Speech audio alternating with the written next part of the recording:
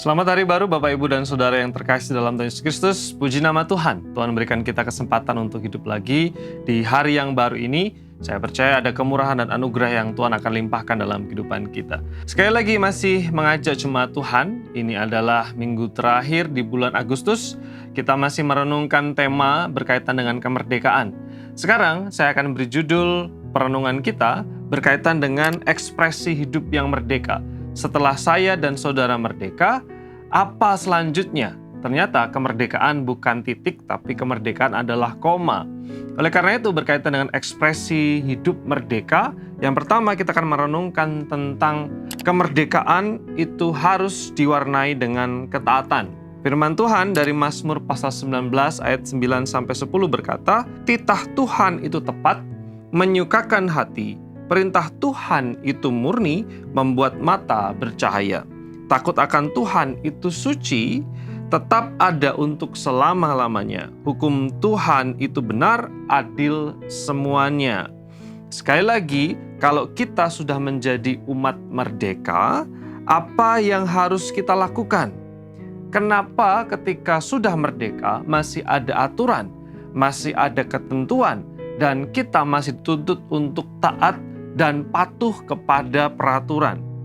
Bapak, Ibu, dan Saudara yang terkasih dalam Tuhan Yesus Kristus, kemerdekaan bukan berarti hidup tanpa batasan.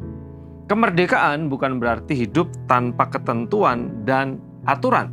Justru dengan batasan dan aturan itu kita akan terlindungi.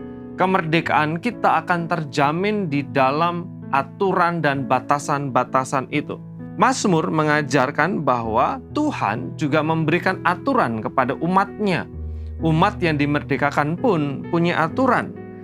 Yang perlu kita pahami di sana adalah kalau kita bicara tentang peraturan dan ketentuan yang Tuhan berikan, firman Tuhan itu tepat, kata firman Tuhan.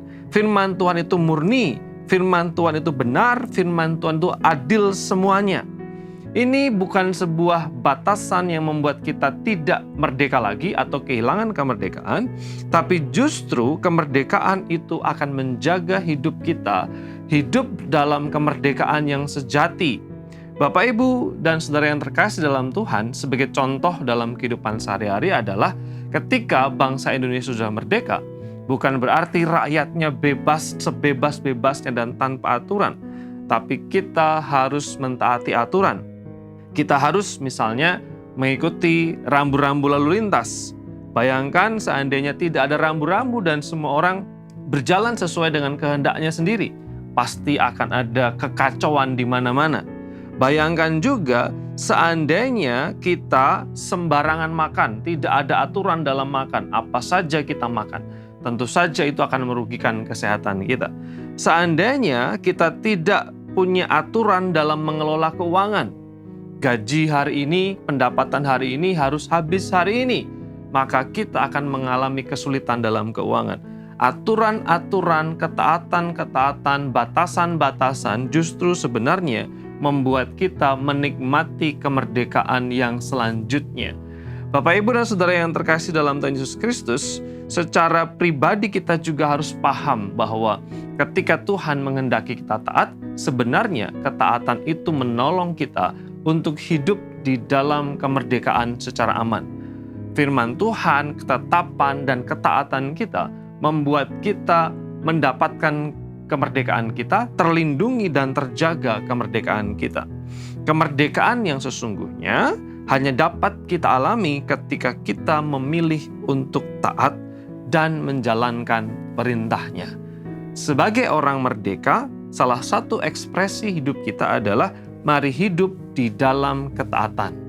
Kiranya firman ini menolong kita semua untuk semakin hidup taat dan berbuah bagi Kristus. Mari kita berdoa. Bapa, kami bersyukur karena pertolongan Tuhan. Kami bersyukur untuk hari baru yang Tuhan berikan ini.